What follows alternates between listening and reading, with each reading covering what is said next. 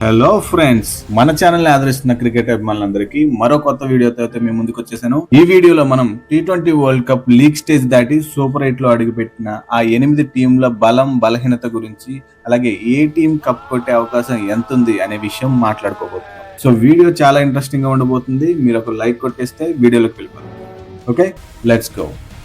Friends, first ఈ super 8 కి qualify అయిన టీమ్స్ ఏంటో చూద్దాం. గ్రూప్ ఏ నుండి ఇండియా పాకిస్తాన్, గ్రూప్ బి నుండి శ్రీలంక జింబాబ్వే, గ్రూప్ సి నుండి వెస్టిండీస్ ఇంగ్లాండ్, అలాగే గ్రూప్ డి నుండి south Africa New Zealand teams super 8 కి క్వాలిఫై అయ్యాయి. ఈ 8 టీంలని గ్రూప్ 1, గ్రూప్ 2 గా విడగొట్టారు. గ్రూప్ 1 లో ఇండియా, సౌత్ ఆఫ్రికా, వెస్టిండీస్, జింబాబ్వేలు ఉన్నాయి. ఇక గ్రూప్ 2 లో పాకిస్తాన్, శ్రీలంక, న్యూజిలాండ్, ఇంగ్లాండ్ లో ఉన్నాయి. ఈ గ్రూప్స్ లో ఒక టీం మిగిలిన 3 టీమ్స్ తో ఒక్కొక్క మ్యాచ్ ఆడుతుంది. టాప్ 2 గా నిలిచిన టీమ్స్ సెమీఫైనల్స్ కు వెళ్తాయి. ఇక కప్ గెలిచే అవకాశం గురించి మాట్లాడుకుంటే 8th ప్లేస్ లో జింబాబ్వే ఉంటుంది. వీళ్ళు ఇక్కడ వరకు రావడమే చాలా గ్రేట్. గ్రూప్ 1 లో ఉన్న సౌత్ ఆఫ్రికా, వెస్టిండీస్, ఇండియాలను ఓడించి సెమీఫైనల్ చేరుకోవడం అన్నది దాదాపుగా అసాధ్యమని చెప్పాలి. 7th ప్లేస్ లో శ్రీలంక ఉంటుంది. ఆసియన్ కండిషన్స్ లో స్పిన్ బౌలింగ్ వీళ్ళకి బిగ్గెస్ట్ స్ట్రెంగ్త్ అని చెప్పాలి. వీళ్ళున్న గ్రూప్ 2 లో పాకిస్తాన్, న్యూజిలాండ్, ఇంగ్లాండ్ పై తలపడాల్సి ఉంటుంది. ఒకవేళ సెమీస్ కి చేరుకున్నా కూడా నాకౌట్ స్టేజ్ లో నెగ్గడం అనేది చాలా కష్టమనే చెప్పాలి. ఇక 6th ప్లేస్ లో న్యూజిలాండ్ ఉంటుంది. వీళ్ళకి ఆల్రౌండర్స్ బిగ్గెస్ట్ స్ట్రెంగ్త్ అని చెప్పాలి. ఇక వీక్నెస్ వచ్చి మంచి ఫినిషర్ లేకపోవడం. సెమీస్ కి చేరుకునే ఛాన్స్ ఉంది, కానీ కప్పు కొట్టడం మాత్రం కొంచెం కష్టమనే చెప్పాలి. 5th ప్లేస్ లో సౌత్ ఆఫ్రికా ఉంటుంది.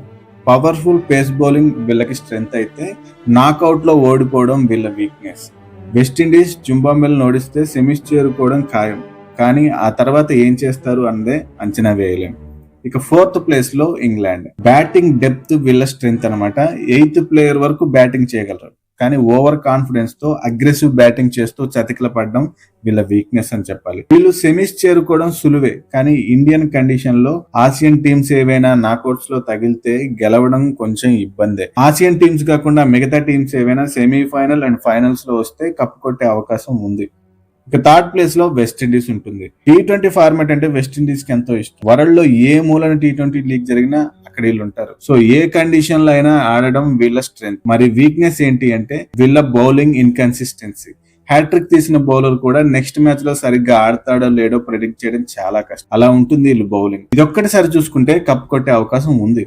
2nd ప్లేస్ లో పాకిస్తాన్ ఉంటుంది. వీళ్ళెందుకురా 2nd ప్లేస్ అంటే ఆసియన్ కండిషన్స్. వీళ్ళకి కలిసి వచ్చే అవకాశం ఉంది. మొత్తం సూపర్ 8 టీమ్ లో ఇండియా, శ్రీలంక, పాకిస్తాన్ మాత్రమే ఆసియన్ టీమ్స్. కాబట్టి ఇండియన్ టీం తర్వాత ఆ కండిషన్ ని బాగా ఉపయోగించుకోగలిగే టీం పాకిస్తాన్. మొన్న ఇండియాపై ఘోరంగా ఓడినా కూడా తర్వాత మ్యాచ్ లో నమీబియాపై 102 పరుగుల భారీ విజయం సొంతం చేసుకుంది. సో ఇలా అన్ప్రెడిక్టబుల్ గా ఆడటం వాళ్ళ బలమైతే అదే వాళ్ళ బలహీనత కూడా. వీళ్ళు కప్ కొట్టే ఛాన్స్ ఉంది, కానీ ఒక కండిషన్ ఏంటంటే టీమిండియాతో సెమీస్ లో గానీ ఫైనల్లో గానీ మ్యాచ్ పడకుండా ఉండాలి.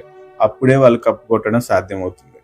ఇక కప్పు కొట్టడానికి అన్ని అవకాశాలు ఉన్న ఏకైక టీం మన team India. Home conditions, balance team, మంచి ఫినిషర్స్, వరల్డ్ క్లాస్ బౌలర్స్, ఇవన్నీ స్ట్రెంగ్త్స్ అయితే ఫైనల్లో ప్రెషర్ ని తట్టుకొని ఈ యంగ్ టీం నిలబడుతుందా అన్న ఒక చిన్న సందేహమే మనకి వీక్నెస్ గా కనిపిస్తుంది. కాబట్టి 90% టీమిండియా కప్ కొడుతుందనే అనిపిస్తుంది. సో ఇప్పుడు సూపర్ 8 లో ఇండియా ఆడబోయే మ్యాచ్లు షెడ్యూల్ ఒకసారి చూస్తే, ఇండియా వర్సెస్ సౌత్ ఆఫ్రికా 22 ఫిబ్రవరిన జరుగుతుంది.